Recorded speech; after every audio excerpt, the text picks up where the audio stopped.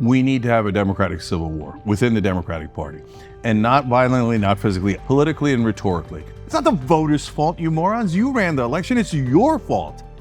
The term fascist is very, very loaded. No, it's accurate. Okay, why do you think he's a fascist? Since he didn't relinquish power last time. Well, ultimately he did, but you come on, guys. A guy who said, let's terminate the Constitution, considered martial law, and had a fake elector plot to steal an election, might he try to stay in power? Of course he tried to do it once. So you fear that at the end of this 4-year period, he will not vacate the White House? That is one of my concerns, absolutely, and that alone is a deal breaker. Cenk, welcome to TRIGGERnometry. Thank you, brother. Appreciate it. No, thanks for being here. It's great to have you on, and especially at this moment. There's a lot to talk about, obviously. First of all, let's have your diagnosis. What happened? Trump won. Democrats lost. I figured it out. This is why we brought him on, by the way, this sophisticated analysis.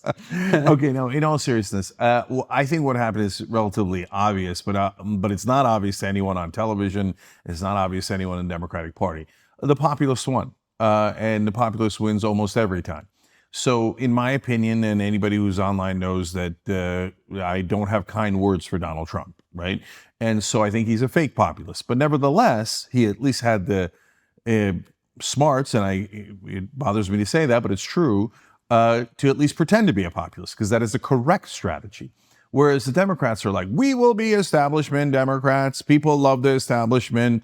And Kamala Harris got 90 corporate CEOs to sign a letter saying that they like her, which also means that she will serve them. And she went and told everybody on cable news, the corporate CEOs are on my side. I'm like, what are you doing? Are you trying to lose the election? This is insanity. And then she went and said, oh my God, you'll never believe it. Liz and Dick Cheney are on my side. I'm like, are you trying to lose the election?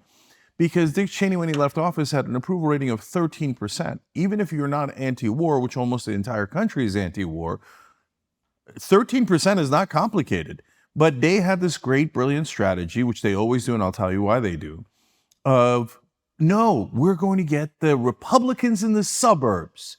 We don't need any progressive voters that hate war. We don't need any populist voters that, hate the corruption of the system. No, we're going to be even more corrupt. We're going to surround ourselves in elitism, and then because we're going to get the Republicans in the suburbs. I'm like, first of all the Republicans are in favor of Donald Trump. I don't know when you're going to get this through your thick, idiotic establishment head, okay? Hillary Clinton only got 7% of the vote after they demonized Donald Trump 1,000%. And then I think they were right to demonize Donald Trump in 2020, but Biden got less. He only got 6% of the Republican vote. I'm like, there's no Republican votes to get, you idiots. And this time around, Kamala Harris, with this brilliant strategy of the Cheneys, got 5% of the Republican vote, even less. It was an utter failure. So the thing is, guys, I don't think there's really any dispute about what happened, because look, they have their own crazy lunatic ideas about, oh, it's Latino men's fault. They're all sexist. It's the white women's fault. It's Christians' fault. It's this fault. It's that fault. It's not the voters' fault, you morons. You ran the election. It's your fault. Take some personal responsibility. But the reason that I know I'm right empirically is, when she started her campaign, she actually started out very populist, if you remember. I'm going to prevent price gouging. Now, a lot of people don't like that. They're like, what do you mean? Are you going to set prices? And Trump fell into that trap immediately. It was a perfect trap. I don't know who came up with it, but that's the guy who should run the next campaign. And all the Republicans were like, don't, we're going to protect the companies from you. Oh, that's a disastrous thing to do for the Republicans, right? So she starts going up and she says, I want to protect housing prices. Perfect, excellent. And I'm going to protect them. She mentioned this a little bit, not really too much. Like, private equity is actually buying up all the houses and driving up the prices. But they're the donors to both the Republicans and Democrats and to Donald Trump, right? So nobody ever talks about it. So and then she picks Tim Walz, the most populist of all the Democratic candidates. It's perfect. And Biden was down by 8. She goes up by 7 nationally. I literally said on the Young Turks, we should have the election today. If we had the election today, we'd win. But I don't know what she's going to do the rest of the time. She might blow it. And that's exactly when she turns around and blows it, by being corporate elitist establishment. So the way that you think the Democrats could have succeeded in this election is by having who and doing what? So first of all, 14 months ago, I started a petition on the Young Turks, and the Young Turks audience should get a lot of credit because some people were like, "Well, I'll tell you what the petition is, and I'll tell you the reaction." Petition was, "Please drop out, Mr. President. You're done. I'm sorry. We're trying to be as polite as possible, but you can't go on. This is crazy." The clips online September of 2023 because it was already patently obvious. Why was it obvious? He would make a speech and then he would wander off and go shake someone's hand that wasn't there. I'm like, when you're shaking an invisible man's hand, it's over. OVAH, as Spike Lee would say, over, okay? And so it would pile on and pile on. By the end, he was talking about how his uncle was eaten by cannibals. And mainstream media, that's literal, by the way. He literally said that. And mainstream media is like, no, he's young and dynamic. We don't see the problem at all. If Donald Trump said his uncle was eaten by cannibals, they would have torn him to pieces. And all they did was a protection racket for Joe Biden. So our audience, some of them, by the way, their reaction was, no, you're going to help Trump win. No, we have to just please Joe Biden and the Democratic Party. And if you're nice enough to him and if you say enough pleasant things, then you do enough propaganda, then we'll win. And, oh my God, you're not doing propaganda for the Democrats. No, we're going to lose. So some people left and it hurt us. I knew it would. And we lost some paying subscribers. We lost revenue, etc. But the people who stayed were like, hell yeah, we do accountability. We pay you as your subscribers to be honest with us, not to sugarcoat things, not to give us BS, right? And you're right. We got to get a better candidate. Remember, we really want to beat Trump. So if we really, really, really want to beat Trump, you're not going to beat him with Joe Biden. And now they admit afterwards, the Pod Save America guys are pretending that they knew all along when they were cheerleading Joe Biden the entire time. And by the way, all those shows said Cenk is being terrible, disgraceful, he's trying to help Trump, etc. We should stick with the crappiest candidate we have. Now they turn around after the election and go, his staff says he would have lost. Trump would have gotten 400 electoral college points. Like they knew they were going to get slaughtered. Exactly what I said 14 months ago. Then I ran against him in a primary because I was so desperate. I'm like, isn't anybody going to enter this race? I mean, I hate Gavin Newsom, but at least he can put together a sentence. I'm not even looking for progressive anymore. I'm just looking for a person whose brain is not going to fall out. But I couldn't get him to, I'm like, if I do well or Dean Phillips does well, maybe it'll animate Gretchen Whitmer or Tim Walz or Shapiro to come in. I was a big believer in Shapiro. I thought Shapiro could have won. But if I had it my druthers, so put all that aside, that's what happened. And that was the dynamic of it. We can get back into more of the details. But if you said to me, out of the people that exist now who would run, my first choice would be Jon Stewart. Give me Jon Stewart in a Democratic primary, and I will rout anyone against us in that primary and in the general election, and we'll win easily. It'll be a landslide. If I can't have someone like Jon Stewart, and I have to go with someone politics adjacent, then I would pick either Sean Fine or Sean O'Brien, the head of the Teamsters Union. Sean O'Brien spoke at the Republican convention. What am I picking him for a Democratic primary? Because I'm a populist. And Sean O'Brien is a populist. And he gave the best speech out of all the speeches at the RNC or DNC, if you go back and watch that. And he told rich people to their face, the donors in the Republican Party, I'm coming for you. That's the guy I like, okay? If I can't have one of those guys and you make me pick a politician, and then this is where I'm going to lose a lot of Republicans. They say, no way, man. And they have all this propaganda that they did against him. But actually, the most populist of our politicians is Tim Walz.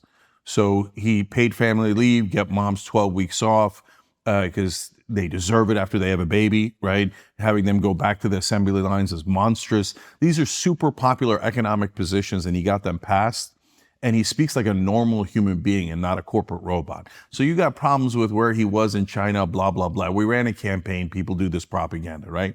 But overall, I'll take Tim Walz over any of the other corporate robots. I guess the reason I'm asking you who and how is that I think the big discussion is it a personnel issue or is it a structural issue? Oh, it's definitely structural. And that's what I'm getting at, because I don't think we're changing the captain of the Titanic avoids, if 2 minutes before the iceberg hits, is really going to change anything. And it felt to me, if you're talking about the importance of a populist approach, The problem with the Democrat Party is it's not a party that's on the side of the ordinary person. So it's definitely a structural problem. And so that's why, look, Young Turks is the longest running show in internet history. We're the first partner for YouTube. So that makes me the original YouTuber. So that's kind of fun, right? And so I want to see how long we can keep it going. But we started basically at the beginning of online video, and here we are, right? And we got there by telling the truth and being honest and being populist and not serving the rich, but serving the average person, right? And so when you look at the Democratic Party, we have tried so many different things throughout the years. When I say we, me and the Young Turks host an audience, okay? We did petitions, we did campaigns. Bernie Sanders came on the show in 2016, got 6 million views. While no one was noticing, bigger than any TV interview he ever did. And the next time he came on in the middle of Labor Day, nobody was on watching anything, et cetera, 4 million views. Okay, then I started Justice Democrats, that's AOC and the squad, et cetera. We can have an ideological conversation about whether that's the right way to go or not, and half of it is, and half of it went wrong. Could tell you about that. But our audience raised $2.5 million for them, and then we pull off a couple of miracles. So we're constantly trying things, right? Now we have a populist plank on our website, tyt.com. I hope people go sign it. I'm saying right-wing populists, left-wing populists. Here's 6 super popular things: anti-war, money out of politics, etc. Let's go pass them together, and let's demand our politicians do it, no matter which side they're on.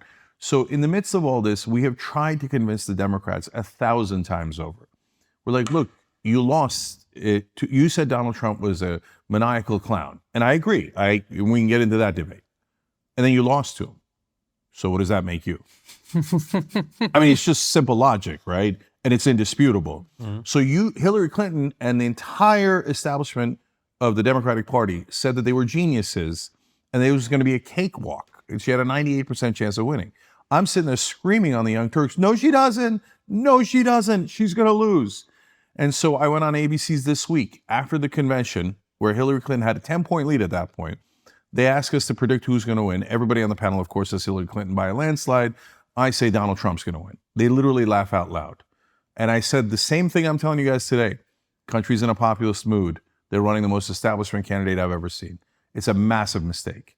So after she loses, they go, oh, we're going to learn our lessons. And their lessons were blame the voters, blame progressives. It was Bernie's fault. It was Russia's fault. It was the weather's fault. It was my dog's fault. The dog ate my vote, right? And so they learned no lesson because, guys, and this is the critical thing. They're never going to learn a lesson because they are hooked on the donor money, the entire structure. And I don't want people to get it wrong.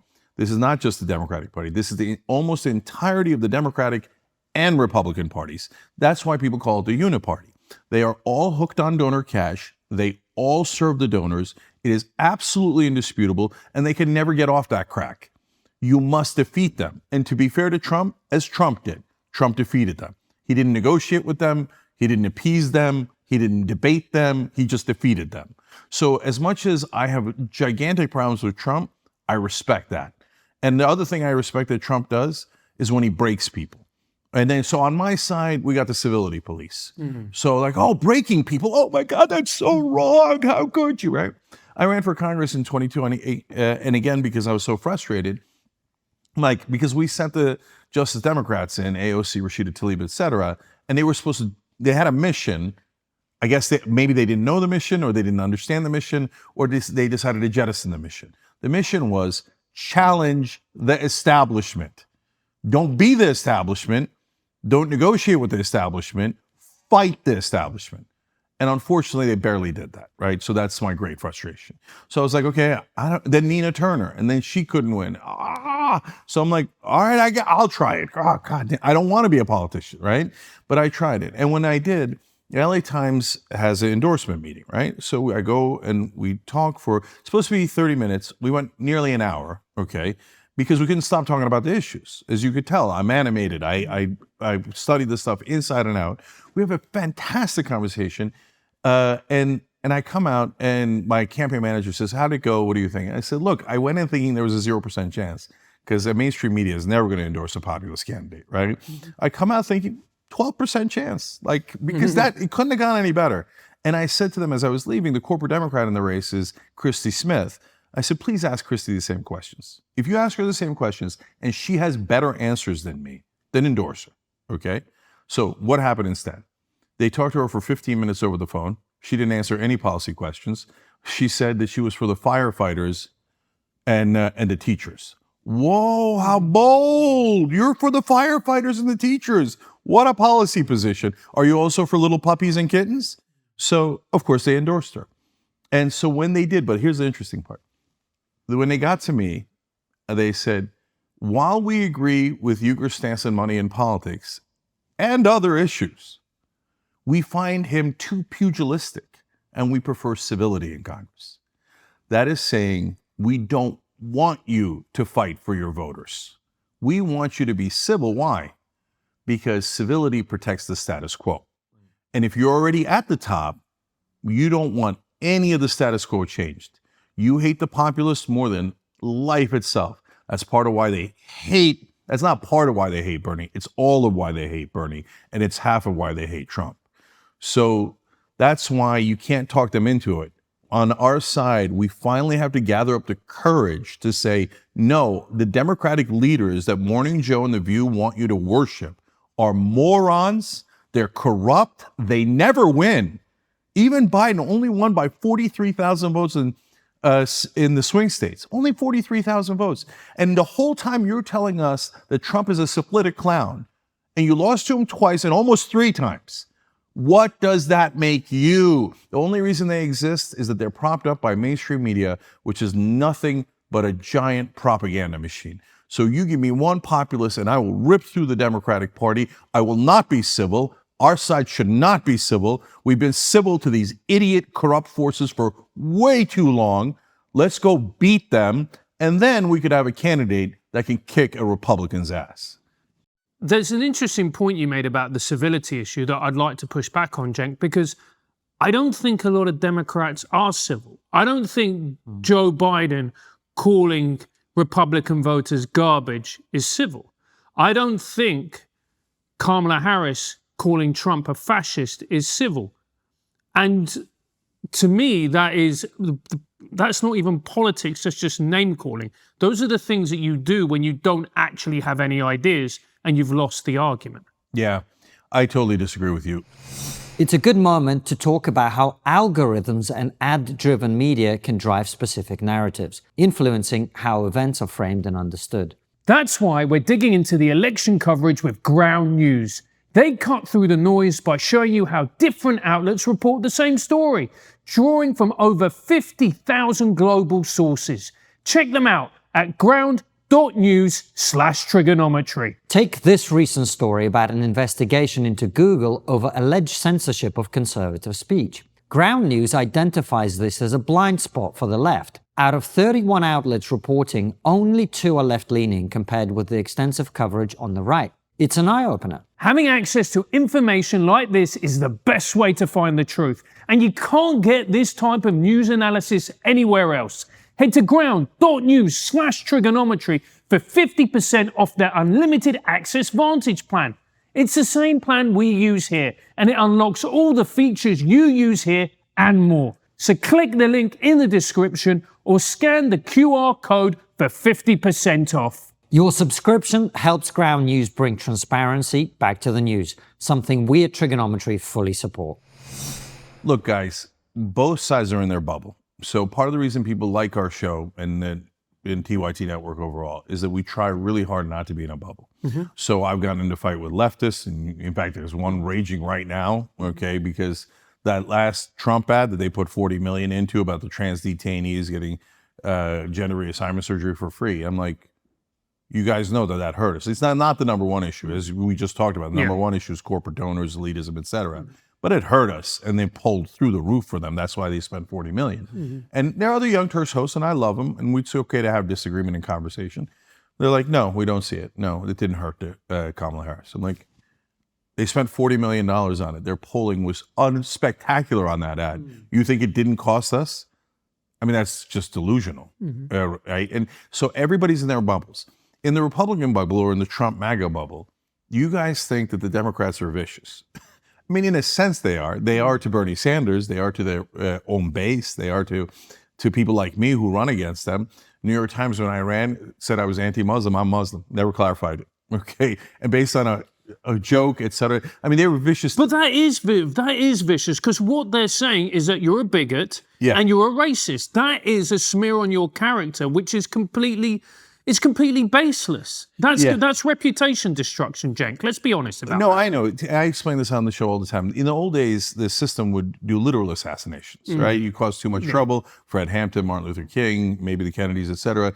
And they're going to do a literal assassination. These days, they don't need to. They came up with a much better idea: character assassination.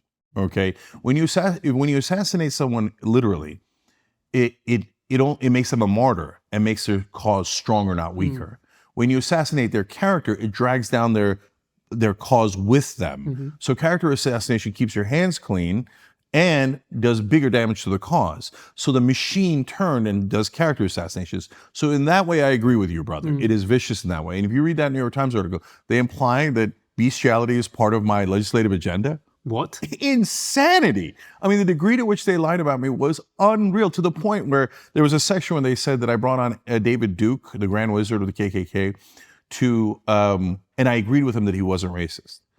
If you watch the interview, I call him a racist, an anti-Semite, a bigot, an idiot, etc. Right? You see, I'm not shy, right? But aren't you just making Francis' point for him? I am. I'm saying this is the part that I agree with. Okay. Right? Okay. But the part I don't agree with is when it comes to Republicans, historically, they have been pudding soft. Why? Because they secretly agree with them.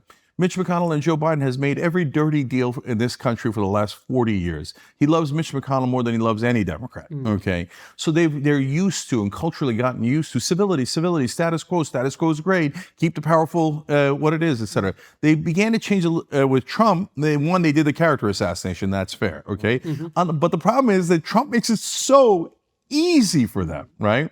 The garbage comment is mainly him being senile. Like, so I call him out when he does dumb things, but that one was just, he's like, Puerto Rico, garbage, right? Like, that's why his brain's falling out. You can't, so that's not, and guys though, now let me bring it back to you. You, the Republican side, cannot possibly. Wait, you can't, it's not you. Sorry. So just to get this clear for anyone who's watching who's not familiar with our show, we are neither MAGA nor left. We are disaffected people who were on the left in the UK. In this election, given the choice available, I think we probably would have voted for Trump if we were American citizens, which we are not, right? But really, we're interested in people from both sides and exploring their perspectives. So this isn't a Republicans arguing with a Democrat conversation. No, I'm totally with you, and that's great. So when I say you in this case, I mean, let's say Trump supporters, okay? So they say, oh, can you believe the Democrats are being uncivil to us? Oh, come on, guys. Trump has said every terrible thing in the world. I mean, Trump has called Kamala Harris fascist. All Democrats fascist, and socialist, and Marxist, and communist, and comrade, and scum, and poisoning the blood of our country, and every terrible thing in the world. And like I told you, I don't mind that much, right? Especially when he breaks Republicans on his own side to get things done, right? So I'm not that guy. But if you're a Trump supporter, you are not allowed to catch feelings about bad words. Like, because that hypocrisy breaks all hypocrisy records. And if you can't see that, you're in a bubble. If you think Donald Trump's a fluffy, nice guy who deserves civility, you're not on this planet. I think what you're saying is in part true, but I also think your criticisms of somebody have to be accurate. The term fascist is very, very loaded. No, it's accurate. And okay, why do you think he's a fascist? So, what's your definition of fascism? Let's do that first. Yeah. So, look, guys, all of these words suck, and they get loaded up with what people, their own beliefs and what they mean, right? And they've lost all meaning. So communism has a meaning. Communism is no private property, state runs everything, central planning, etc. Capitalism has a meaning, free markets, etc., right? Socialism and fascism have almost no meaning. Socialism ranges from the Swedish system, which is perfectly lovely, creates IKEA and Swedish meatballs and takes care of its own citizens, and the people are very happy, to sometimes North Korea is called socialist. Well, North Korea and Norway couldn't be more different. They can't both be socialist. So that one gets loaded up with, if you're on the right, you're just saying everything evil is socialist. It's nonsense, right? So, okay, finally we get to, and by the way, the most important word is the one that almost never gets used, which is corporatist. So the great majority of the American political system is corporatist, and they serve corporate donors. And by the way, that is not capitalism. It destroys free markets. Agreed. So now, when you get to fascist, why do I call Trump that? Because, not because, oh, I don't like him and he's mean. When he lost the election, and he most definitely lost the election, he then decided, I don't give a damn. I don't care about democracy. I don't care about the Constitution. I care about me, me, me, me, me. So he'd been saying all along, oh, I love these dictators, Xi Jinping, Kim Jong-un, Vladimir Putin's not technically a dictator, but close enough, Viktor Orban, etc. And so, oh, I love these strong men. Oh, when they get into the room, everybody has to applaud. Everyone has to agree. Oh, I love it. I'm like, no, yeah, everyone has to applaud because they're dictators and they'll be murdered if they don't applaud. What part of that is unclear to you, brother, right? So you say, okay, well, that's dangerous tendencies, but he didn't do it, right? But after he lost, he did do it. So he did a fake elector plot. Again, this is not talked about enough. January 6th, when those guys bum rushed the Capitol, I'm going to blow your mind here and say something from the left that nobody ever says. You know how on the left they say when, black folks, protest, but then a riot breaks out, 2020, George Floyd, all that stuff. They say that's the voice of the unheard, right? And Martin Luther King said that it's a powerful quote. And there's a lot of truth to that because they're tired of getting their asses handed to them by the cops. They're tired of getting shot, etc. But January 6th was also a bit of the voice of the unheard because those were right-wingers. Yeah, they got riled up by Trump and they thought that democracy was stolen when it wasn't. One, I tell the left, what would you do if you thought democracy was stolen? What if Trump actually did the fake elector plot and succeeded, right? And what would we do? Would we just go, oh, let's be civil? Oh, he stole the government, he stole the country, he stole democracy, he tore up the Constitution. Let's be civil, right? So for those right-wingers, mainstream media and the power establishment had not been hearing them for decades. So they were so mad. And that riot was the voice of the unheard. Now, that doesn't make it right. They should be arrested for trespassing, etc., all the terrible things they did. And so, but notice, none of the organizers were arrested. I don't mean the Proud Boys and the Three Percenters, etc. No, Eastman, the lawyer for Donald Trump, Navarro wrote a whole book about it, Bannon, Trump, etc. They're largely left alone, but the common man immediately thrown in jail because the elites are untouchable. So you do a fake elector plot to destroy democracy because you lost an election. And then he said, this is again the most quoted, most important quote of Donald Trump. Afterwards, he said, we should terminate the Constitution. All rules, regulations, and articles in the Constitution. He wrote it on Truth Social, not out of context. You can go look it up yourself. Somebody who says terminate the Constitution, I'm done with them. If that's not a fascist, I don't know what fascist means. So just to reinforce what I said earlier about us not being party political, we were very critical of the riots that happened in 2020, both in this country and in ours. We were also very critical of what happened on January the 6th, right? So nobody's here in this conversation is pro either of those things. You can argue about whether it's the voice of the unheard or the fact that in large groups, there's always going to be someone who likes rioting and likes burning things. That's also true, yeah. Right? And I think that's a fair point. However, even if we were to accept what you say, there's a lot to discuss there, and I can't be bothered to relitigate to the 2020 election, other than to say both parties refused to accept the results of the election. I think that was a bad thing for both of them to have done. However, in this election, Francis and I went along to the Trump rally in Madison Square Garden, right, to see it as journalists coming over from the UK. We were told that it's a Nazi rally and that Donald Trump is Hitler, right? So let's understand what that means. Adolf Hitler launched a series of genocidal wars and caused the deaths of over 50 million people, including the deliberate extermination of millions of people in concentration camps. And that the Nazi Party was his vehicle for doing that. I did not see that when I went to Madison Square Garden, but that is what was said about him. So when we talk about civility, I don't really see that as civility, to make that level of ridiculous allegation. Yeah, so look, sometimes people say the distinctions that I make is splitting hairs, but I don't think so. I think words matter. So I've never called him a Nazi, and I've never called him Hitler. I'm not having a go at you. I'm challenging the idea that they're being civil. Yeah. But let me get to that. Okay. So, and in fact, a Democratic congressman was on our show on election night and called him Hitler, and I said, don't do that. That's not right. Okay.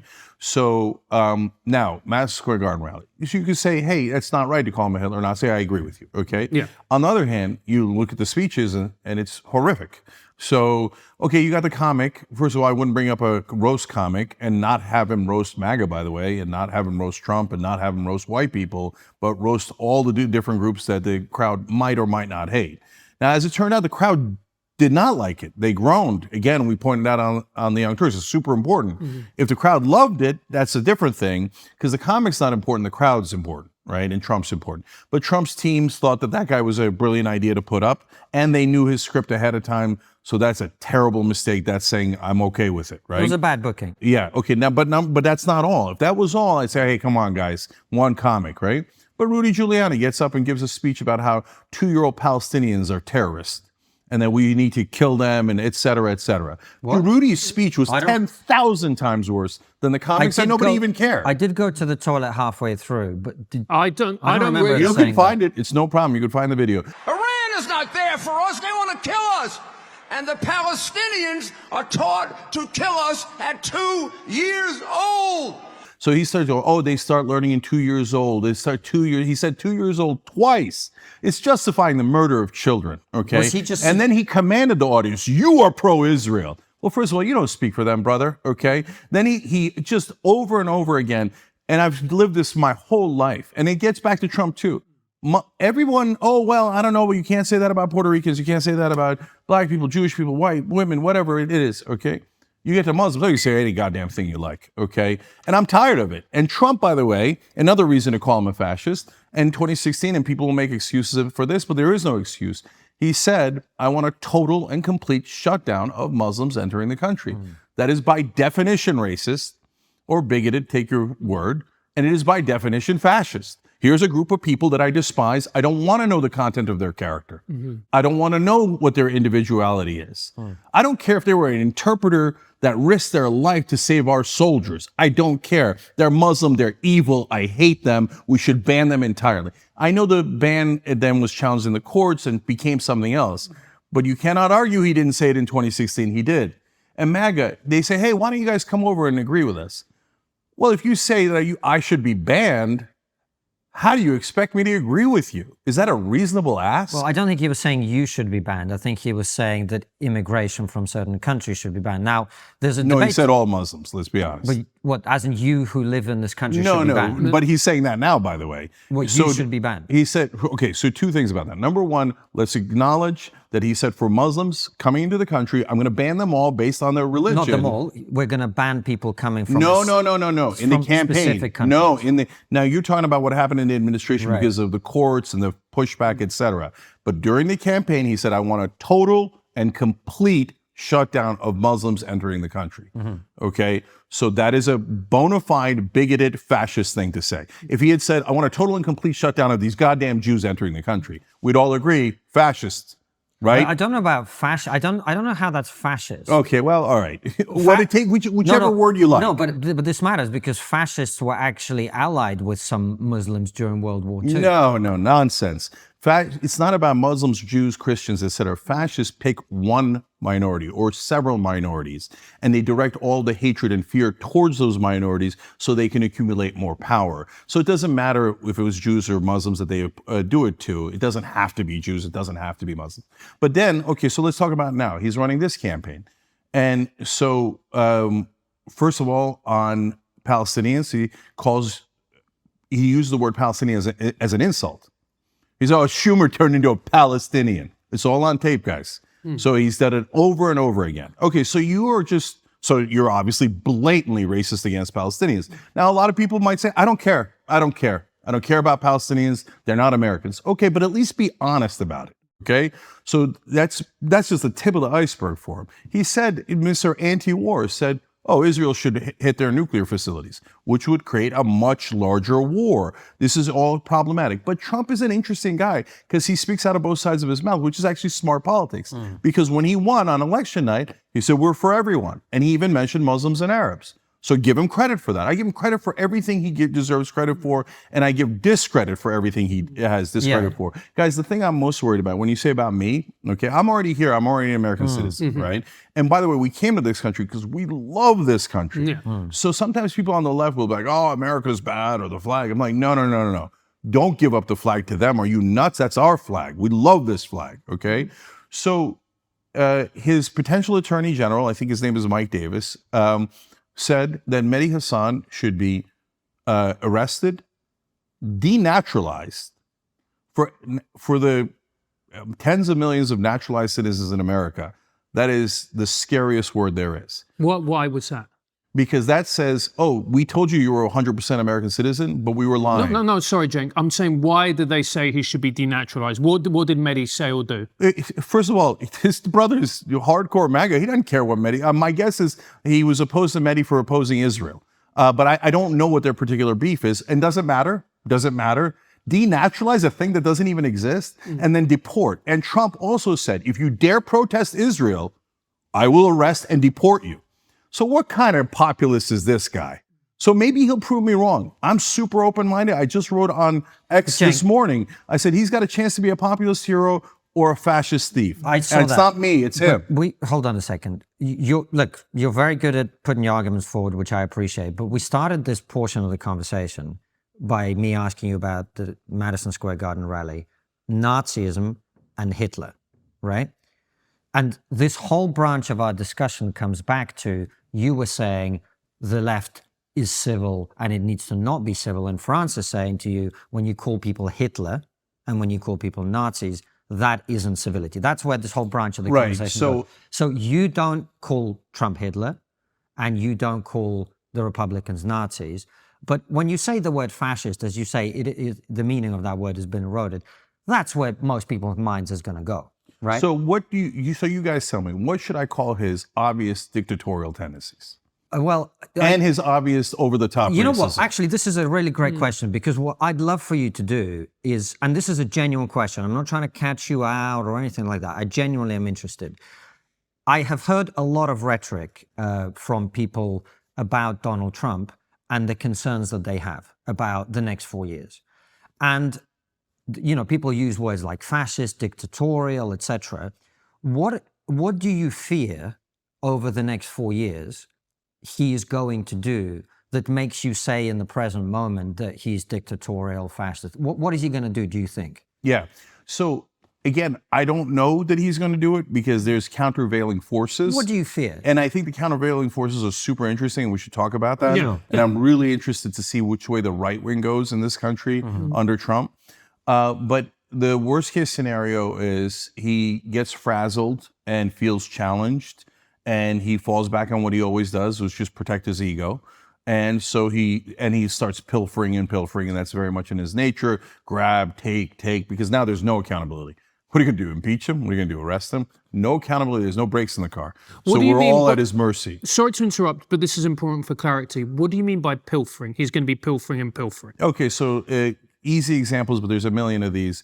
He puts Jared Kushner in charge of the Middle East last time around, and Saudi Arabia. Jared Kushner at some point goes to Saudi Arabia, talks to Mohammed bin Salman, and right afterwards, Mohammed bin Salman arrests a whole bunch of people. Okay, I don't want to get into too much into what happened in that meeting and what the results were, but whatever it was, Mohammed bin Salman was super pleased because right after the election, he gives Jared Kushner $2 billion to manage, but he gets 2 and 20 on that. So if you know private equity and how that works, what that means is he's going to make hundreds of millions of dollars.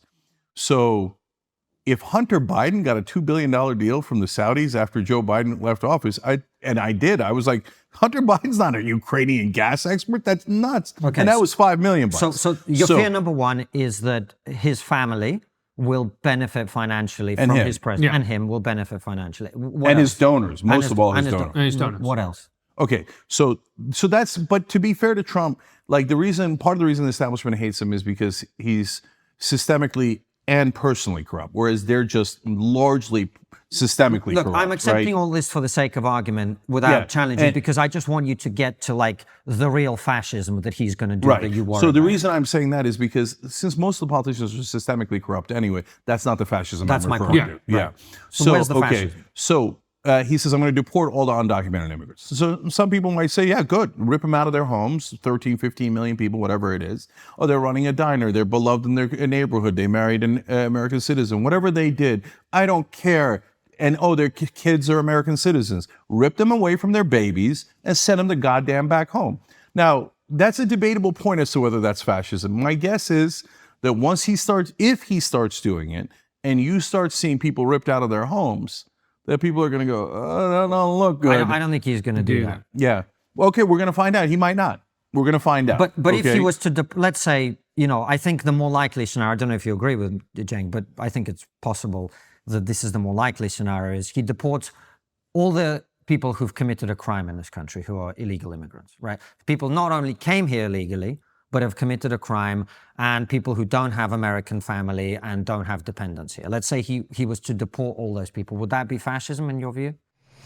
This episode of Triggernometry is brought to you by Munk Debates, where the world's brightest minds debate the most pressing issues of our time, including the next Munk debate, one I promise you won't want to miss. We're in an era of heightened polarization, where echo chambers keep us in bubbles and algorithms feed us information that just confirms our biases. Munk Debates challenges those biases by presenting both sides of critical topics, giving you the chance to form your own opinions. This December 9th, American politician and health campaigner Robert F. Kennedy Jr. will join a panel of influential voices to debate the motion, "Don't fear another Trump term." They'll explore the arguments for and against a second Trump presidency, bringing fresh perspectives to a highly charged issue. To find out how to become a member and watch the debate live, go to www.monkdebates.com. I don't even know if he deported all the undocumented immigrants, it would be fascism. I'm not even stipulating Okay, to so that. let's get to the fascism, though, because this is what I want to get to, right? And by the way, people who committed crimes should obviously be deported. Right. No Yeah, one we agree. disagrees Good, with correct. that.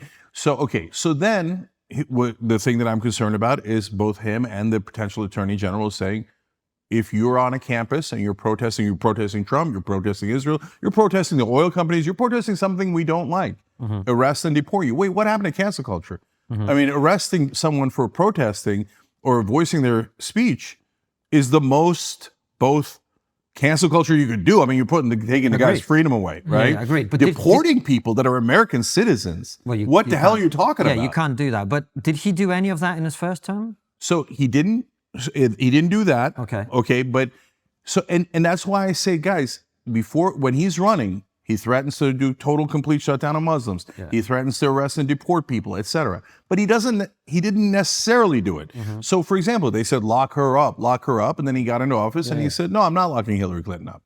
So I have an open mind. But when he threatens, when he threatens those type of things, I go, I am deeply, deeply concerned. Now, here's other things. Okay. So they had a 3-hour meeting after he lost the election, where Michael Flynn and I believe Sidney Powell, don't quote me on that, I don't want to get sued, okay, but definitely Michael Flynn said, let's use martial law. Let's roll out the tanks, okay? And we won this election, and we're going to correct the fraud, and let's go grab the actual ballot machines, okay? And Trump was like, okay, now I'm listening. Now we're having a conversation. And that's why it lasted 3 hours. So you At the end, hold on. No, hold on. You're talking about something that already happened. I'm asking you about the future. Let's just stick with that. No, but that's totally relevant. No, well, I'm sure, which is why I'm asking you the question to follow up. So do you fear that at the end of this 4-year period, he's not going to relinquish power? Is that what you're saying? So since he didn't relinquish power last time, yes. Well, ultimately he did, but you fear... come on, guys. Fine, let's accept that for the sake of argument again. So you fear that at the end of this 4-year period, when he can no longer run for election again, you fear that he will not hand over the presidency. A guy who said, let's terminate the Constitution, considered martial law, and had a fake elector plot to steal an election, might he try to stay in power? Of course he tried to do it once. Well, that's good. So we got to, so you fear that at the end of this 4-year period, he will not vacate the White That House. is one of my concerns, absolutely, and that alone is a deal breaker. Well, it'd be a deal breaker for anyone, left and right, no question. Except it wasn't, because he already tried to do it, and the right was like, no big deal, no big deal. I don't think that's It was a quite, giant deal. Yeah, I don't think that's quite true. But anyway, that's your big concern. So that's number one. Number two is, the reason I was telling you about martial law is because he's also said, let's use the military to shoot the protesters in the legs. Let's use the National Guard to arrest citizens, etc. When you're talking about arresting or shooting U.S. citizens and you using the military to do that because you don't like their protests, and you could be livid about their protests, it doesn't matter. Sure, it's we have a un-American. right to protest. Of course. And when he says that, and he has definitively said that and said it on the record, if you go and do that, now that there are no brakes in the car, and there is no General Milley, and there is no General Kelly, and they're not going to be able to stop him, if he does that, do you guys agree that would be fascism? Well, of course. Yeah. So, Okay, so good. your great concerns are just, Yep. to replay it for people, and then I'll hand over to Francis, are number one, at the end of the 4-year term that he currently has, he's not going to hand over the presidency, number one. And number two, he is going to be deeply un-American about the way he handles free speech and the right to protest and the right to free assembly. In other words, he will take protesters and strip them of citizenship. He will have the army shoot them. He will imprison people for turning up on a college campus and burning an American flag, let's say. Those are your two main kind of like, this is the fascism that might happen. Have I got you right? That's right. And I'm not saying it's definitely going to happen. But that's I'm your saying concern. he has said those things. That's your concern. And it makes me concerned that he will do those things. Okay, cool. Yeah. Well, I'm glad we got that out. Yeah. So, Cenk, I think the left have got a real opportunity now. If we look at it, if we look at the Democrat Party, they've been absolutely decimated. And this is a prime moment for the left to actually put some new ideas, some new policies in place. What does the left need to do, in your opinion, to be able to challenge the right? Because what is very interesting about this MAGA party is that RFK Jr., former Dem, Tulsi Gabbard, former Dem, Elon Musk, former financial donor to the Dems. What do they need to do now in order to challenge and maybe get some of the more populist elements of the Democrat Party, like Tulsi, back in the fold? We need to have a democratic civil war within the Democratic Party. And not violently, not physically, obviously. I just told you how deeply concerned I am about that. Politically and rhetorically. And so this brings us back to what went wrong with the Justice Democrats. So I founded it, I named it, and we had one of the greatest political upsets in American history. AOC beating Joe Crowley when he's the number 4 Democrat. It was a miracle, right? And we put 11 Justice Democrats in Congress when everybody expected 0, right? So we started a whole wing of the Democratic Party that was supposed to be populist and progressive. Okay, so and half of it worked because we set the rule, no corporate PAC money, okay? So anyone who watched this, guys, and I'll tell you Republicans to look out for, okay? Anyone who rejects corporate PAC money instantly becomes more honest. And that includes Matt Gaetz and Josh Hawley. They started actually rejecting corporate PAC money, and instantly they started proposing bills with Ro Khanna and AOC to end corruption, end the stock market trading that the Congress people do, etc. I love those bills. Hate Matt Gaetz, love that bill, okay? So the half where they went wrong is they were supposed to challenge their colleagues. But when you get there, it's so hard. To be fair to them, there is this culture of, oh my God, the most sacrosanct thing in the world is being nice to your colleagues. And if you challenge them and you call them corrupt because they're taking corporate donations, you are the meanest person on earth. And what progressives and liberals don't want to be is mean, right? So they're like, oh, no, I'm not mean. I'm not mean. I love my colleagues. I won't challenge them on corruption. Can I push back on that? Because I would disagree with you there, because what I think one of the problems of the left is, and it's not just the left in this country, it's the left everywhere, is they're too scared of their own. The left are far more scared about their colleagues than they are about the opposition, because 100%. their colleagues have got the power to cancel them and ruin their careers and their lives. So that is entirely true. And so it's both, right? So one, they use these cultural tricks like you're going to be mean and you're a bad person and you're a weirdo radical. You don't want to be a weirdo radical, do you? I mean, by the way, if you play ball, you get to go on the cover of Vogue and you get to go to the Met and you get to be the belle of the ball, right? And so those things work in tandem. But now remember, if you don't play ball, look at what we did to Cenk, right? We could all these different smears and claimed he was anti-Semitic. We made it up. By the way, the New York Times had to issue a correction for how many lies that they told about me, etc. But we'll ruin you. You know, that is an implicit threat that always hangs over their heads. So I get it. I get it. It's too much pressure. But sorry, guys, we've got to start that fight. If you don't start that fight, you're never going to win. You're not going to convince Hakeem Jeffries and Chuck Schumer and Nancy Pelosi to go, oh, donors? Oh, forget the billions we're getting from donor money. You convinced me in a debate. There's no convincing. There's no debates. It's pure corruption. So the day after the election, Bernie came out with a scathing letter saying this Democratic Party has lost its soul. We have to go back to representing the average man. And I said, oh, thank God, Bernie's back. So because for 4 years, they put him in a cave somewhere, and they had, and the progressives, literally the head of the Progressive Caucus, Pramila Jayapal, who I have huge issues with, and her strategy through the 4 years was trust Biden. That was literally what it was called, trust Biden.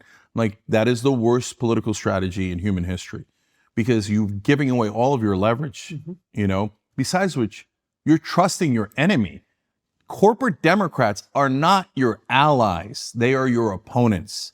Corporate Democrats and corporate Republicans are on the same team. They're just doing good cop, bad cop. Fox News and MSNBC are on the same team. They're just doing good cop, bad cop. Okay? The whole idea is the establishment drives status quo, corporate donations, etc. So we have to fight. So for Democrats who have been trained by NPR, you whisper, you don't fight, you're civil. They're training you into obedience. Don't do it. Get up and fight. Joe Biden, Hakeem Jeffries, etc. are not your friends. They're not your allies or colleagues. They are your political opponents. You must defeat them in a primary in order to get to the right place. Okay, so here's a pushback. Bernie Sanders, we all know, was the rightful presidential candidate in 2016. That's indisputable. He did everything right. He had the popular vote within the Democratic Party. I personally think nobody will never know, sadly, that he stood a much better chance of defeating Trump than Hillary. He did everything right, Cenk, and they didn't let him win. Oh, I know. So look, I went through it this time around. So how did the Democrats rig primaries? So it's a little bit different than Trump, but actually it's in one part in the last primary a little bit similar. So they don't do it through the votes. Nobody's playing with the dominions. There's no evidence to that effect at all. There was no evidence for Trump. There's no evidence for Bernie. Okay. But they rig it by, in 2016, they did only 6 debates where the Republicans did over 20. They buried the debates on nights where there was football, so they'd get less viewership. So these are like little subtle things that they do. And then Donna Brazile fed Hillary Clinton the questions in a debate. By the way, who broke that story? Young Turks broke that story, okay? And so when we did, the establishment called us radicals, lunatics, conspiracy theory. There's no way Donna Brazile gave the questions to Hillary Clinton, but we were right. She did, okay? By the way, CNN, did you ever come back and apologize to us for being right about that story? No. So that's another way that they rigged it. The third way they rigged it is they put money from the state parties and funneled to Hillary Clinton, which they should have never done. That's money laundering for one of the candidates against another while they're pretending to be neutral. In the 2020 primary that barely existed, we had people in the race. We had me, we had Marianne Williamson, we had Dean Phillips. You could have had a real primary. In the beginning, we had RFK Jr. and he was actually polling really well. So you should have kept all those people in the primary. And you should have had debates. Of course, they were never going to have debates. You can't challenge the powerful in a Democratic primary. And then they started canceling elections. The party that was in favor of democracy canceled the Florida election in the primary. Like, that's not a thing. You can't cancel an election in a primary. What are you guys doing? So I know all of this, brother. I know it. Okay. I've lived it and it's happened to me, right? But we don't have a choice. So what we have to do is and there's a new dynamic that's going to help us. And I think is critical. So when that happens again in 2028 in the primaries, and will the mainstream media smear the populist candidates, smear 8 ways to Sunday? When Bernie nearly won in 2020, he won the first 3 states, Chris Matthews came on air and said, oh, he's going to do executions in Central Park. He's like, if people like Bernie Sanders wins, people like me will be executed in Central Park. Chuck Todd said that his supporters were brown shirts. Bernie Sanders is Jewish. They started calling his supporters Nazis. Where have I heard that before? So I get character assassination.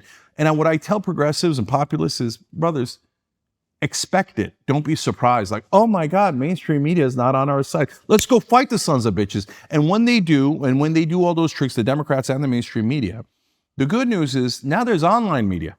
Our show is larger than their show. Yeah. Rogan exists, et cetera, et cetera. Now, maybe a lot of those guys are right wing. Could have mentioned trigonometry. There, come on, come on, man. Exists. Here we are. No, but that's exactly right, though. Yeah. And Lex Friedman exists, and so many others exist, right? And maybe some of them are not on our side, and maybe they'll say, "Oh, I don't like those socialists. I don't like those guys. I'm not going to help them." But maybe they'll go, "Wait a minute, they're right. Mainstream media is lying about them. Wait a minute, why is the Democratic Party money laundering for one of the candidates but not the other, right?" And so I think mainstream media loses power every single day. Online media gains power every day. Mainstream media is by definition corporatist, run by multi-billion-dollar corporations. Advertisers are all multi-billion-dollar corporations. Online media by definition is populist. The way they got popular is by appealing to the people. They didn't have a choice. You have to earn those viewers online. They don't get handed to you, okay? So that online media can help a populist win in the Democratic or Republican Party. And in the Republican Party, it already happened. I just happen to think it's a fake populist. But I like that they went in a populist direction because Mitch McConnell isn't ever going to help anyone. Yeah. And I guess the question that I'm going to ask is, can the Democrat Party be saved? Because what you have said to me is that it's structural. And is it too rotten now for it to ever be fit for purpose? Is it always going to be corporatist? Is it always going to be funded by the elites? So there's a great model for us. It's called Trump. Now, that's the title of the episode, everybody. Okay. And so I don't mean to do all the negative things he does. We don't have to threaten to not listen when we lose. We don't have to threaten to terminate the Constitution and other ethnicities, etc. But he took on the powerful. You know, I called Trump winning the Republican primary in 2016 in October, 4 months before they started voting. Why did I do that? When everybody thought I was crazy. Trump, that clown showman, you think he's going to win? Every friend of mine thought I was the craziest person they ever met.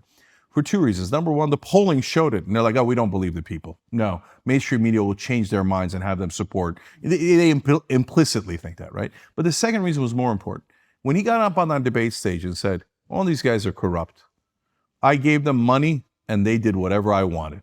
I was like, oh, that's it. He's going to win. Okay? Because that's true. Yeah. And so and why didn't Bernie ultimately, why wasn't he able to overcome and win in the primaries in 2016, 2020? Number one, all the factors we talked about, mainstream media smeared him to no end. They supported Biden. My book, Justice is Coming, I explain all of it and how they cheated, rigged, et cetera, in their framing, in their conversations there. So yeah, he had that, but he still could have overcome it. At the end of the day, Bernie's number one problem and why I wouldn't support him again, and I support him as a politician and in policies, et cetera. He's a wonderfully honest guy. But he's too civil. He doesn't have it in his DNA to fight the sons of bitches, okay? He should have said, they asked him if Hillary Clinton changed any of her votes in the 2016 debate in Brooklyn. That was the pivotal moment. He should have said, of course she did. She got money from the bankers, record amount of money, both in campaign contributions and direct payments through speeches. And then she changed her position on the bankruptcy bill. Period. Is she corrupt? You're goddamn right she's corrupt. And when a populist in a Democratic primary debate, which they must have next time, if they get up and say, these guys are all corrupt, and here's how I can prove it to you. Here's the money they took. Here's the bills that they voted on. That guy wins in a landslide, wins easy, wins running away, but they have to have the courage to say it. Cenk, there's one other thing I really want to explore with you in terms of this result that we've seen in the last few weeks. This will go out after a couple of weeks from when we're recording it, which is what people call wokeness, let's say. Which is the cultural dimension of these conversations. And you alluded to the transgender ad the Republicans ran that was highly effective. I think you're totally right about that. This broader sense that, transgender education in schools, gender-affirming care, where people who are minors are allowed and sometimes even encouraged to chop healthy parts off their bodies because it aligns more with their self-perception in this moment. the future's female, extra money for this racial group or that racial group as a promise in the election. These things, while they're considered kind of trivial by some people, I think they've become very unpopular with a lot of people, calling, Latinos Latinx and all of this other stuff. How much do you think that contributed to this outcome? And how much does that need to change over the next 4 years if the Democrats are to have any success? So it's much smaller than the corporate issues, right? But Bernie 2016 was better than Bernie 2020 because Bernie 2020 adopted some of those policy planks. He kind of got bullied into it. And I thought it was a bad idea, and it did prove to be a bad idea. But woke is another one of those words like fascism and socialism where people put meaning into it. That's why I explained what I meant, right? Yeah. Like obsession with trans, obsession with dividing men and women, obsession with identity, all of that. So half of what people refer to as woke is perfectly fine. There's nothing wrong with it. In fact, I think it's positive. Half of what they refer to as woke is disastrous, okay? So the half that's like Trump says total, complete shutdown of Muslims, and people go, well, we shouldn't do that. They go, oh, you're woke. No, but that's why I explained what I mean. That's why I explained what I meant, right? Right. I did explain what I meant. Yeah. So let's just deal but with even that. in that, I can give you plenty of examples where we disagree, okay? But on the ones that we do agree on, so we're in such a weird spot at TYT and at Young Turks because we're against the corporate wing, which is the majority wing of the Democratic Party, so we're already in the minority. But we're also against the extreme left wing, so that gets us into a situation where we're squeezed in here, and it seems like it should be a smaller audience, right? But no, 2/3 of the country agrees with us. That's why we're the largest show on the left by far, right? And so that's why I say focus on our super popular economic proposals. What is unpopular on the extreme left?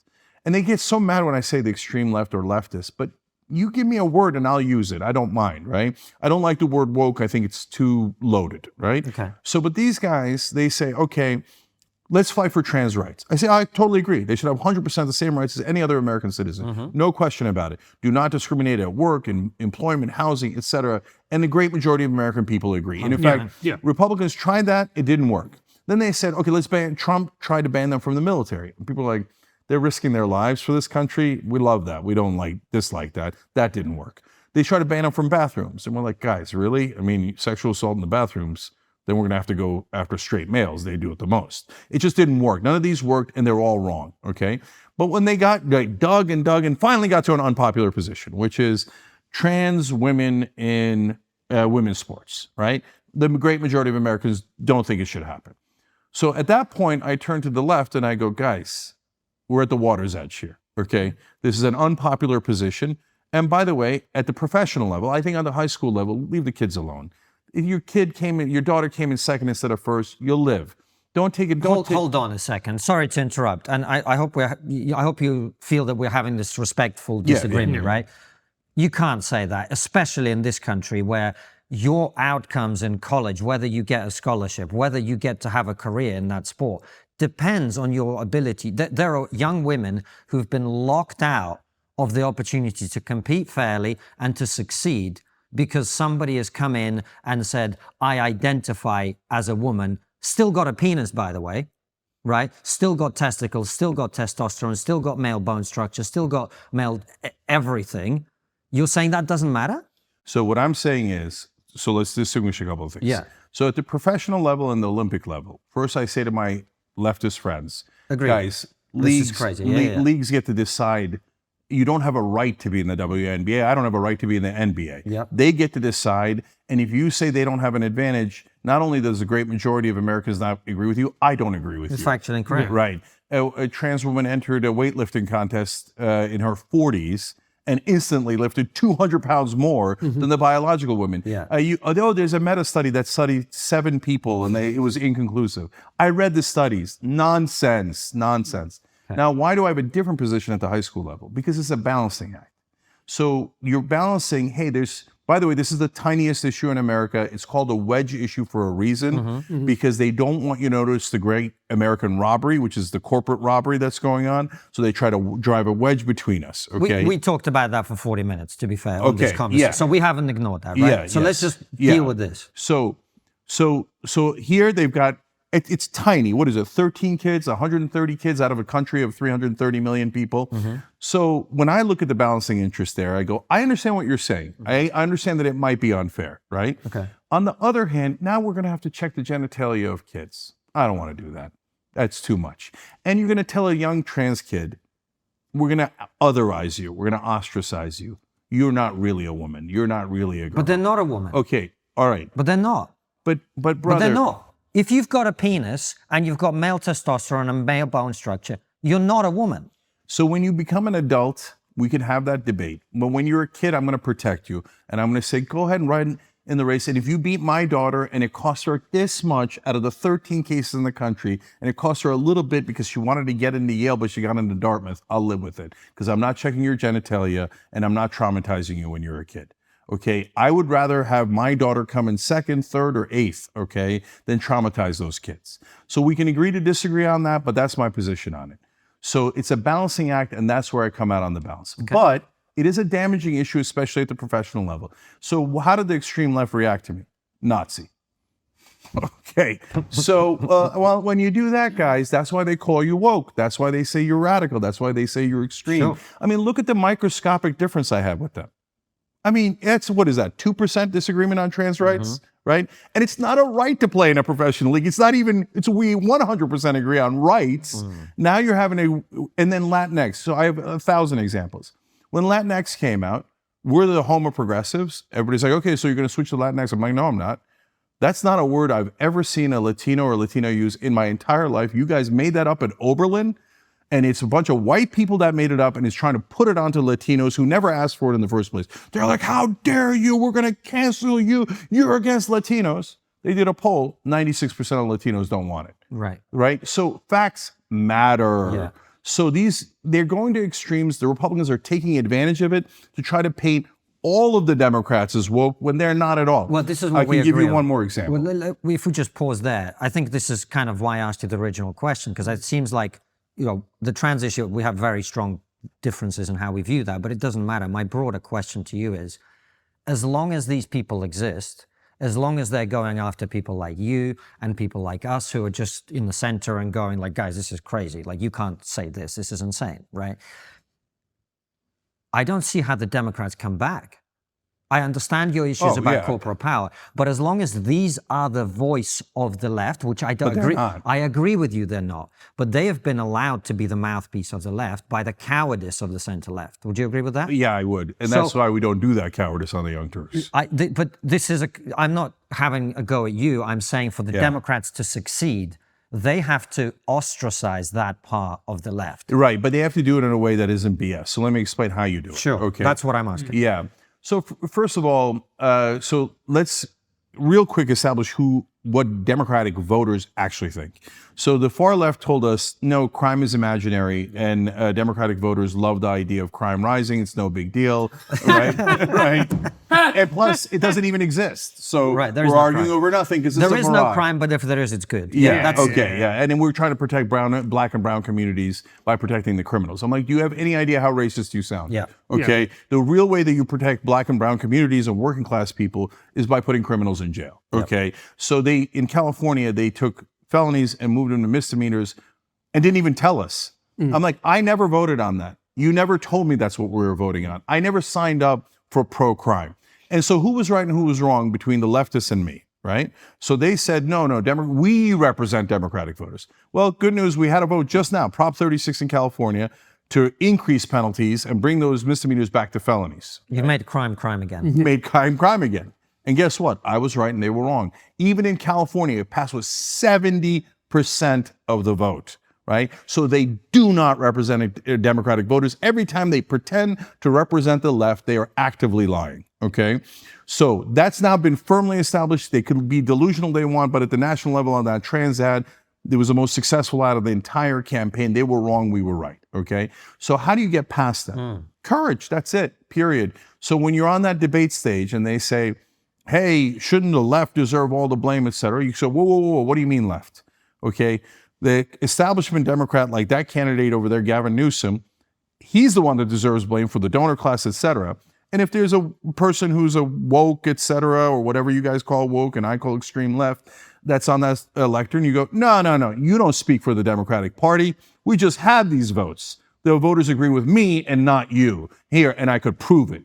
Now, look, if you're clear like that, then like right now, would anybody say, oh yeah, Cenk's an extreme leftist, and I'm unclear as to what his position is? They might disagree with me on some issues and say, oh, in my view of the world, you're extreme left because of the high school issue, et cetera, right? Yeah. But they're not going to be unclear about my position. No, they're not. And that full respect to you for that. What I would say is I think that the challenge to your position is the opposite, which is if you're on that debate stage and I am one of the other people, I'm going to go, well, Cenk's transphobic. He doesn't think trans women are real women because they're allowed. He doesn't want them to be in the Olympics, but they're real women. Don't you think the trans women are real women, Cenk? Oh, they're going to have a point against me. Ooh. Well, give me your answer. It's super easy. The answer I just gave you. I'm 100% in favor of trans rights. I think they should have the same exact rights, same constitutional rights. And if you come for trans women, you're going to have to come through me, okay? And I'm not going to let you ban them from the military. I'm not going to let you take a single right of theirs away. And I'm going to protect those young girls and boys in high school. But if you say, oh, LeBron James being in the WNBA is necessary if he turns into a woman or whatever, and that makes you transphobic, then that's your argument. Own it. Great, because that's going to make it easier for me to beat you, because no one agrees with you. So everyone who thinks that LeBron James should, and then they'll get so mad at this analogy. They will. They'll be furious about this analogy. You could load up LeBron James with every hormone on the planet. He would score 200 points every night in the WNBA. So if you want to say he won't, great, then let's have that debate. And then we'll vote in the primary and see what the Democratic voters actually think. I think that they'll agree with me and not you. That's why we do a primary, right? So if I have a candidate, whether it's Jon Stewart or Tim Walz or Sean O'Brien or whoever it is, or a guy we don't even know right now, give me, or Nina Turner, by the way, who's an awesome, strong, progressive populist. Give me that candidate, and we don't need anything else. We just need basically escape velocity. If we get to the same thing that Trump had, why did Trump have escape velocity? Because he was a celebrity. And so they said, oh, it's a celebrity, we have to cover it. That's why Jon Stewart's so appealing.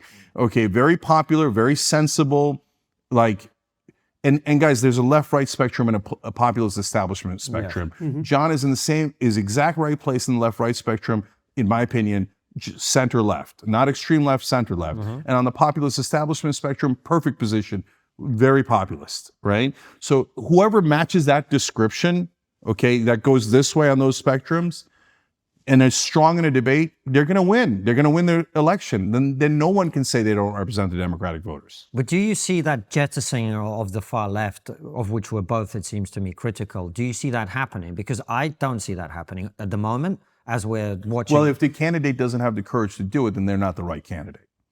Okay, you have to be able to draw a line. If they say, hey, go out there like a schmuck and call all Latinos Latinx. If the candidate goes, oh, okay, 96% of Latinos hate it. Hey, everybody, I am in favor of Latinx. Well, that's not the right guy. That brother that can't win. He doesn't have the courage to win. Okay, if they said defund the police, I said no. They called me a racist, right? And I'm so mad at the cops. And in fact, I wavered at one point. Because, God, stop shooting them. You're driving me crazy. Stop shooting them, okay? And by the way, it's not just black people. We showed a video of a white guy crawling on a hotel hallway. That was actually the worst of the shootings. Yep. And they shot that poor guy when he was surrendering. How much more can he surrender? So, but if you say defund the police, wait. We wanted to reform the police. We didn't want to take the police away. If your position is take the police away, you're nuts. And you'll get slaughtered in a Democratic primary, let alone a general election. And by the way, all those Justice Democrats, the core ones that are already famous, are kind of untouchable. Jamal Bowman and Cori Bush lost, but they weren't famous enough. That's a longer story, bigger conversation. But the AOCs, et cetera. But Ilhan Omar almost lost. And not because she was too far left, and not because she was anti-Israel, not because of any of that. Not this time around, last time around. She almost lost because she was in favor of a defund the police bill in Minnesota. And 78% of African Americans in her district were against that bill. And it almost cost her the election. And if you notice, all of a sudden, she's not defund the police anymore. So that is an unpopular position in the Democratic Party with African Americans, with Latinos, et cetera. Have the courage to run a campaign that the American people love, and you will win. Let's see if they listen. Cenk, we're going to head on over to Substack where people can ask you their questions. But before we do, the question we always wrap up with is what's the one thing we're not talking about that we should be? Before Cenk answers the final question, at the end of the interview, make sure to head over to our Substack. The link is in the description. You'll see this. Someone says, what should Israel have done on October 8th? How long can the old media last when they're getting found out? Why is it that Hezbollah somehow doesn't get coded by progressives as right-wing? So RFK Jr. has had a lot of different policy proposals, and half of them I totally disagree with, the half that he'll wind up doing. But a couple of them were fantastic that nobody's talking about. One was on housing. He's the one who originally said ban private equity from buying residential homes. It's driving up the prices, and he's absolutely right. They'll buy up all the homes. It makes economic sense. That's how capitalism works. The government must stop them on behalf of the American people because they've made a logical decision. Hey, this is the greatest wealth creation for the middle class. Why don't we take it? So it's our wealth creation. Yeah. And then they become our renters and we own them. We turn the American people into indentured servants. So if RFK Jr. was put in charge of HUD instead of health, I would love it, right? So that's not being talked about enough. And my guess is, if I'm right, Trump is not a populist. He will do everything his donors want. They're not going to talk about that. The private equity guys are back. Goldman Sachs guys are back in Trump's circle, etc. That's a proposal that should definitely be done. By the way, RFK's anti-corruption plank was also excellent. A convention where the states called a convention in the Constitution to propose an amendment to get big money out of politics. Everybody talks about draining the swamp and anti-corruption, and no one ever does anything about it. You put together that convention supported by the right wing and the left wing, and you actually propose an amendment to get money out of politics. That is the one amendment that can pass. 3/4 of the states have to say yes, they can and they will, especially if Trump bullies them. Trump is excellent at bullying, and it could be used for political advantage. If Trump does that, he'll be a demigod.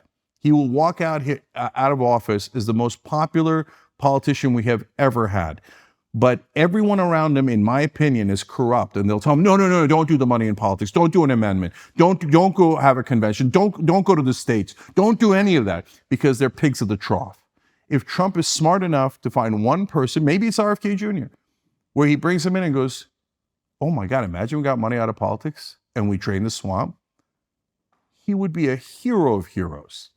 So somebody get him that message. Cenk, it's been an absolute pleasure. Head on over to our Substack where you get to ask your questions. We recently reached a huge YouTube milestone with 1 million subscribers. Amid the celebrations, however, there have been a few cynical voices too. Some people are asking, how did two guys with weird hair and no obvious talent manage to create some of the most sensible, balanced, non-partisan conversations on the internet? How do they attract massive guests? Some people have even gone as far as to ask, who funds you? And the time has come to confess the truth. For the last 6 years, we've only been able to produce the show because of financial support from some nefarious, problematic people of highly questionable moral integrity. You. Many thousands of you. That's why the show no longer looks like a Beatles tribute act doing a seance. Now it looks like this, and this. The guests keep getting bigger, the conversations keep getting better. And this is just the beginning. We're excited to announce that we will be moving our locals community, including all bonus content, to our new home at Substack. If you're already a supporter, your subscription will be moved over automatically. As for the rest of you, this is your chance to step up and join us as we go to the next level. Give me money! Chill out, mate. We need a bit of finesse here. What he's trying to say is that the show will only keep getting bigger and better with your help. You already know about the bonus content we have for supporters. For just $7 a month or $70 a year, you get ad-free extended interviews with a chance to ask our incredible guests your questions. But with Substack, you're going to get a lot more. Insightful articles on upcoming guests, a weekly newsletter, the ability to chat with each other on the app, both privately and in threads. You'll also be able to connect your podcast listening app like Spotify or Apple Music and enjoy the extended ad-free interviews on the go. Your support will mean that we will be able to do more incredible US and other overseas trips with bigger and better guests. That means more phenomenal extra content for you as we get the best minds in the world to talk about the issues that truly matter. No bullshit, no fudging, just an honest conversation with a fascinating person. Plus, I'll be able to afford a proper haircut. You're not going to get one, but at least you'll be able to afford one. Good point. Click the link and join 40,000 people like you to make the show you love better again. And if all that amazing content isn't enough, now is the time to sign up to our Substack because you could win an all-expenses-paid trip to our Christmas party this winter. Meet some of your favorite Trigonometry guests, chat to the two of us, get to know our team, and a lot more.